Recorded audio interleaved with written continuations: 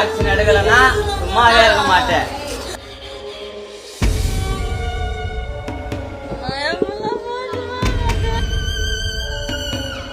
அவர் வந்து பீச்ல ஒரு நைட் ஸ்டே பண்ணாங்க. ஸ்டே பண்றப்ப அவர் போன் எடுத்துட்டு போயிட்டு அங்க பீச்ல இருந்த பசங்க வந்து எடுத்துன்னு போயிட்டாங்க.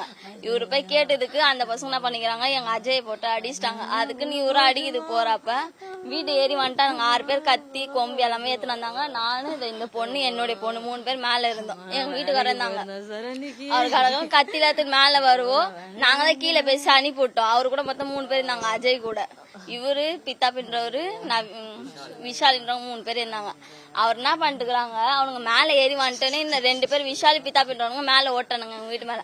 அஜய் மட்டும் அவன் எங்க கிட்ட வந்து சொல்லிட்டு தான் போனான், அந்த எலின்ற பையன். நாங்க இன்னைக்கு விட மாட்டோம், நாங்க எதனா பண்ணுவோம் வெட்டும் அப்படி இப்படின்னு சொல்லிட்டு தான் போனா. நாங்களும் பேசி அனுப்பிவிட்டோம். அவனுங்க கீழே போய் 10 நிமிஷத்துல அங்க அவனுங்களை வெட்டி போட்டாங்க போல. நாங்க அவங்களும் எவ்வளவு ட்ரீட்மெண்ட் பார்த்தாங்க, ஜிஹெச்ல பார்த்தாங்க, ராயப்பேட்டையில எல்லாத்துலயும் தான் பார்த்தாங்க. ஆனா அவருக்கு ரத்தம் நிக்கவே இல்லை. அப்புறமா கேட்டா இறந்துட்டாங்கன்னு சொல்லிட்டாங்க. அவங்க அண்ணி தான். என் பேர் சண்மதி. ஆக்ஷன் எடுப்பாங்களா? அவர் ஆக்ஷன் எடுக்கிறேன்னு சொன்னால எல்லாமே